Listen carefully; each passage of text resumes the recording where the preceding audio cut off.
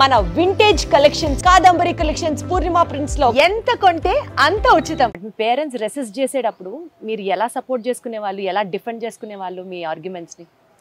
నేను I don't argue. I mean, parents ka valka hakku undi kada. I mean, and I know now definitely they're only coming from with my best interest at heart. I know like chala families lo parents antaru nu okasari pedda ayinaka neeku telustudi mem em antunnamo, and that's true. Like a full circle naku ee cinema tho tappakunda vachindi. So I appreciate everything they said. ఆ చిన్నప్పుడు like అమెరికాలో like విజయవాడలో ఉన్న అమ్మాయి లాగా పెంచారు. అక్కడ definitely ఆ కాన్ఫ్లిక్ట్స్ వచ్చినాయి. బయటకు వెళ్తామన్నా, ఫ్రెండ్స్తో తిరుగుతామన్నా, షార్ట్స్ వేసుకుంటామన్నా, there I try to push back. But at the end of the day I still respected them.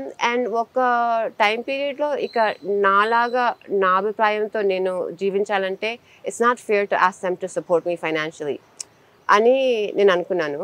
So at some time when I was finally able to start supporting myself, like I was a little bit more comfortable with making my own choices. But as long as మీరు మీ సొంతంగా మీరు డబ్బులు సంపాదించడం start చేసే వరకు వాళ్ళు చెప్పినట్లు విన్నారు అండ్ చదువుకున్నారు కూడా.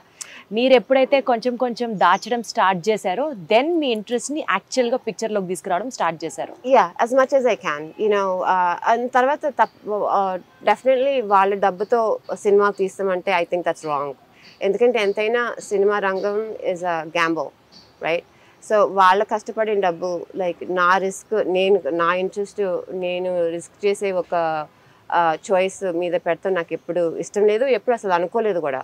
సో నేను ఒక సినిమా తీయాలంటే it will always be with my money. అలా అని నేను వేరే వాళ్ళ డబ్బు కూడా I don't want to risk because it's too much responsibility. So I wanted to have the freedom of taking this risk myself. Work out అవుతుంది, lose అయితే it's my loss అని ప్రిపేర్ అయ్యే I made my first film. So medicine చదివిన తర్వాత కొంచెం సంపాదించిన తర్వాత cinema తీసారన్నారు కదా, ఈ లోపు సినిమాకి సంబంధించి ఎప్పుడన్నా అసలు హోంవర్క్ చేయడం కానీ, రీసెర్చ్ చేయడం కానీ, మీకంటూ సినిమా గురించి ఎంతో కొంత తెలియాలి కదా, మీరు సినిమాలో ఇన్వెస్ట్ చేయాలి అని అంటే. సో అది ఎప్పుడు సంపాదించుకున్నారు? ఓ మై గాడ్, నాకు ఊహ తెలిసినప్పటి నుంచి, నిజంగా చెప్తా, ఇట్స్ ఆనెస్ట్ ట్రూత్, ఊహ తెలిసినప్పటి నుంచి ఎవ్రీ సింగిల్ డే నేను ఏదో ఒకటి సినిమా గురించి ఏదో ఒకటి చేశాను. చదువుతామన్నా, చూస్తామన్నా, నేర్చుకుంటామన్నా, ఐ డిడ్ సంథింగ్. లైక్ ఒక ఫీల్డ్లో I don't think you can go without knowledge. Like సడన్గా ఏదన్నా లాటరీ విన్ అయ్యాను, నేను సడన్గా సినిమాలో పెడతానంటే I think that's not a great attitude. So అక్కడ వర్కౌట్ అవ్వకపోతే I think that individuals mistake from the get go. Like ఏదైనా వెంచర్లోకి వెళ్తే నా వరకు I really need to know it well. So direction కూడా ఇన్ అ వే ప్రొడ్యూసింగ్తో స్టార్ట్ చేసుకున్నాను. Like first సినిమాతోనే డైరెక్ట్ చేయలేదు. In a way producing was a way for me to learn directing. And మెల్లిమెల్లిగా ఒక step, one at a time ఎదుగుతూ నాకు ఇష్టం. ఎందుకంటే అలా ఇన్ అ వే అలా చేస్తేనే, మేబీ ఇది ఓల్డ్ ఫ్యాషన్ థాట్స్ ఏమో, బట్ అలా చేస్తేనే నిలబడుతుంది. ఒక ఫౌండేషన్ బాగుంటేనే ఒక బిల్డింగ్ నిలబడుతుంది అని నా అభిప్రాయం. గేమ్ చేంజర్స్ అనేది మన ప్రోగ్రామ్ కాన్సెప్ట్ పేరు, మన ప్రోగ్రామ్ పేరు ప్రవీణ గారు. సో మీ లైఫ్ లో గేమ్ చేంజింగ్ మూమెంట్ ఏది? సో చిన్నప్పుడు నేను చెప్పాను కదా, ఇది ఏదో ఒకటి ట్రై చేశాను. అలా అని కాలేజ్కి వెళ్ళినప్పుడు నేను సైమల్టేనియస్లీ అకాడమిక్స్ చేస్తూ కాలేజ్ కోర్సెస్ అటెండ్ అవుతూ, because I was lucky to be in New York, నేను ఫిల్మ్ కోర్స్ కూడా చేశాను న్యూయార్క్ ఫిల్మ్ అకాడమీలో. అక్కడ ఫైనల్ థీసిస్ అని ఒక షార్ట్ ఫిల్మ్ చేయాలి. అండ్ అట్ దట్ టైమ్ అనుకోకుండా నా ఫుటేజ్ లైక్ బ్లాక్అవుట్ అయిపోయింది. సో ఐ వాజ్ స్ట్రగ్లింగ్, ఎలా ఈ సినిమాని కంప్లీట్ చేయాలి, రేపు నెక్స్ట్ డే ప్రొఫెసర్స్ అందరికీ చూపించాలి. అనుకోకుండా ఒక ఏంజల్ లాగా నాకు స్కూల్లో ఒక వ్యక్తి పరిచయం అయ్యాడు. అనసీ ఆయన పేరు కూడా నాకు తెలియదు, గుర్తులేదు. ఆ రాత్రంతా నా సినిమాని ఎడిట్ చేశాడు ఆయన. సో అప్పుడు తెలిసింది లైక్ ఎంత ప్రాబ్లమ్స్ అయినా ఒక సినిమా అనేది ఎడిట్ రూమ్లో it could be made or broken. And finally ఆ షార్ట్ ఫిల్మ్ చూసి మా సినిమాటోగ్రఫీ ప్రొఫెసర్ చాలా మెచ్చుకుని he gave me an opportunity to go to Hollywood. And అక్కడ ఆయన డిపార్ట్మెంట్లో ఒక లైట్ మెన్ లాగా పనిచేశాను. And honestly, that moment was very life-changing for me because that was the first time నేను ఒక సినిమా ఇట్లా పెద్ద సెట్స్, పెద్ద బడ్జెట్స్, పెద్ద స్టార్స్ లేకుండా మంచి కథ. ఎందుకంటే అది it's an indie film and it was shot on location, sync సౌండ్తో, న్యాచురల్ పర్ఫార్మెన్సెస్తో, ఒక కథ చెప్పారు, అది బాగానే అయింది. ఆ సినిమాలో ఉన్న వాళ్ళందరూ పెద్దవాళ్ళు అయిపోయారు, ఆస్కర్స్ గెలిచారు. So but that was the first time ఒక ఫిల్మ్ మేకింగ్ టెక్నిక్. ఈ ఫిల్మ్ మేకింగ్ టెక్నిక్ నేను చేయగలను, లైక్ నాకు అంత పెద్ద బడ్జెట్స్ అవసరం లేదు, ఇది అంత పెద్ద పెద్ద స్టార్స్ యాక్సెస్ అక్కర్లేదు. ఒక కథ ఉంటే, ఒక మంచి స్క్రీన్ ప్లే ఉంటే, ఆ స్టోరీకి కరెక్ట్ అయిన ఒక బడ్జెట్ ఉంటే, అండ్ ఆ టైంలో ఇట్లా మైక్రో బడ్జెట్స్ అని అమెరికాలో బయటకు వస్తున్నాయి, anywhere between 100,000 to even 50,000, and అవి వర్కౌట్ అవుతున్నాయి, లైక్ బాక్స్ ఆఫీస్లో కూడా వర్కౌట్ అవుతున్నాయి. సో ఆ ఫిల్మ్ మేకింగ్ టెక్నిక్ చూసినప్పుడు, అండ్ అట్లాంటి టెక్నిక్ దాని గురించి ఇంకా నేను రీసెర్చ్ చేసుకున్నాను. వెదర్ ఇట్స్ మీరా నాయర్ గారు సలాం బాంబే, తర్వాత లైక్ బ్లేర్ విచ్ ప్రాజెక్ట్ అని ఒకటి, హ్యాండ్ హెల్డ్ కెమెరాతో ఒక సినిమా, అట్లాంటి సినిమాలు చాలా వచ్చినాయి ఆ టైం పీరియడ్లో. So that was a life-changing moment for me, because that's when I decided I will go into medicine. అంత డబ్బు, లైక్ 50, 100, 150,000 నేను సేవ్ చేయగలను, అండ్ అలా ఇక నేను సినిమాల్లోకి వస్తాను అని అనుకున్నాను. మెడికల్ స్కూల్కి వెళ్తూనే ఫిల్మ్ స్కూల్కి వెళ్ళారు, క్లాసెస్ తీసుకున్నారు, మీ ప్యాషన్ ని డెవలప్ చేసుకున్నారు. మళ్ళీ మీకు ఒక బ్యాక్ బోన్ కావాలి కాబట్టి మీ మెడిసిన్ మీదే ఫోకస్ చేసి డబ్బు సంపాదించారు, ఆ డబ్బుతో సినిమా తీశారు. ఎగ్జాక్ట్లీ, హ్యాట్స్ ఆఫ్ అండి మీకు. అసలు ఏమన్నా ఇన్స్పిరేషనల్ స్టోరీయా? సరే, అక్కడ దాకా బాగుంది, మీరు మీ కాళ్ళ మీద నిలబడ్డారు, మీరు సినిమా తీయడానికి ఇక్కడికి వచ్చారు. వన్స్ మీరు ఇండియా వచ్చాక ఇక్కడ మీరు ఫేస్ చేసిన ఛాలెంజెస్ ఏంటి? బికాస్ చాలా సినిమాలు ప్రొడక్షన్ ఫేజ్ లోని ఆగిపోయాయి అని వింటూ ఉంటాం, బడ్జెట్స్ లేక సినిమా రిలీజ్ చేయలేదు అని వింటూ ఉంటాం. సో ఈ నేపథ్యంలో సరే ఎట్లాగొట్ట మీరు సినిమా తీశారు, కేర్ ఆఫ్ కంచర్లపాలెం మీరు తీశారు. అది అదే తీయడానికి ఇక్కడికి వచ్చారు అంటే మాకందరికి ఇప్పుడు అది తీసేశారు కాబట్టి it's fast. But care of Kancharapalem జరిగేటప్పుడు ఎంత టఫ్ గా ఉండింది మీకు? కేర్ ఆఫ్ కంచర్లపాలెం తీసేటప్పుడు the first part was just coming to India. ఎందుకంటే మీకు చెప్పినట్టు నాకు ఇండియా అంటే చిన్నప్పుడు సమ్మర్ హాలిడేస్ ఎక్స్పీరియన్స్, తర్వాత పెద్ద అయ్యాను, and I didn't come to India for decades. So just కొత్త ఎయిర్పోర్ట్ నుంచి బయటకు వచ్చేటప్పటికి ఏడుస్తూ మొదలుపెట్టాను. I'm like, what am I doing? I'm so crazy. ఎవరు తెలియదు ఇక్కడ అంటే లైక్ డిస్టెంట్ రిలేటివ్స్ ఉన్నారు, బట్ వాళ్ళతో పరిచయం కూడా చాలా తక్కువ, ఇంకెవరు తెలీదు. ఒక ఈ వీసా మీద వచ్చాను, అండ్ కానీ సినిమా తీసేయాలనుకున్నారు. But I had to make a movie. సంకల్పం ఎంత గట్టిదంటే మీది. I said no, there is no way. ఏదో 10 రోజులకు అలా వచ్చాను.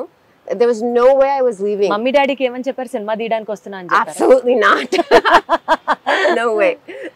నేను 10 days vacation కి వెళ్తానని చెప్పాను. They usually know that I travel. ఎక్కడ ఏంటి అని అడుగుతాం ఆపేశారు ఆ టైం పీరియడ్లో. So no, I didn't tell them that I was going to make a movie. But that year నాకు ఒక like almost a continuous panic attack ఉండేది. లైక్ ఇప్పుడు నేను సినిమా తీయకపోతే నేను చచ్చిపోతాను అని ఒక లైక్ కంపల్షన్, ఒక అబ్సెషన్ ఉంది. సో అలా అని నేను ఇండియాకి వచ్చాను. బట్ నిజంగా ట్రైన్లో నుంచి బయటకు దిగంగానే I was just like, what am I doing? Total panic attack వచ్చింది. అండ్ లక్కలీ మా లాంగ్ డిస్టెన్స్ కజిన్ని చెప్పాను నేను వస్తున్నాను, హీ పిక్ మీ అప్. అసలు ఎయిర్పోర్ట్ నుంచి బయటకు వస్తేనే నాకు భయం వేసింది. లైక్ ఇట్స్ లైక్, ఎందుకంటే అమెరికాలో like we don't have a lot of population కాబట్టి there's a lot of space. India is a populated country and I generally నాకు కొంచెం claustrophobia. So like అది సఫికేట్ అయినట్టు అనిపించింది. That was the first challenge నిజంగా చెప్పాలంటే. అక్కడి నుంచి ఇక్కడ హైదరాబాద్ అసలు నేను రికగ్నైజ్ చేయలేదు. It's almost like I could have been in Bangkok, which I never been in. Like I didn't recognize anything. And the most important thing that I was stunned was there was a Starbucks. I was like, wow, the developer in Hyderabad, I was just like so impressed with the development in Hyderabad. Asalki WhatsApp, I didn't know. I didn't know anything. I really didn't even know how to open a bank account. Those were all of the small challenges. I mean, they sound small, they sound silly, but it's a very much a fish out of the water story. Like a cinema, teestam varaku vachedalki, it's completely destiny. I bumped into Venkatesh Mahagaru and he introduced me to the pitch video called Care of Kancherpalam. And as a pitch video chusnaka nenu chala vyaktiliki telusu because we talked about it before. But once I saw that pitch video, I knew that's the type of film I had to make. And this is destiny, I think. Aina vision, na vision, making nunchi story, screenplay daggar nunchi, we really music. We really were on the same page. There was no issues at all. So I had complete confidence in him, and I don't know if he had confidence in me, but somehow we both motivated each other to finish the film. there was like అంత limited రీసోర్సెస్తో ఒక ఊరిలో ఆయన పడిన కష్టాలు నాకు తెలుసు. And తర్వాత అది కంప్లీట్ చేస్తానికి బడ్జెట్ ఉన్న బడ్జెట్ ఫస్ట్ మంత్లోనే అయిపోయిందా? Of course. Like first of all, I would never, as any producer out there, I wouldn't ask your director to make the budget. Don't. It's just and వేసుకున్న budget కూడా ఇంకా 50% రిజర్వ్లో పెట్టుకోవాలి, because there's just so many unexpected costs. It's just impossible to predict everything. But the more you do it on paper, the more prepared you'll be. But I will definitely say, don't have your directors make the budget. Have like a good executive producer make the budget, and on top of that, put 50% of reserve in the back burner. If that's how you want to make a independent film, you know, studios are different; they work differently. So, and then the first biggest challenge is Kancharipalam start చేసినప్పుడు వెంకటేష్ మా గారు ఊరు వెళ్ళినప్పుడు demonetization అయిపోయింది. So there was no money. There was no money. So there was no money, and so there was no way for me to send him money. And somehow he managed. We had to think outside the box. So that was the first challenge.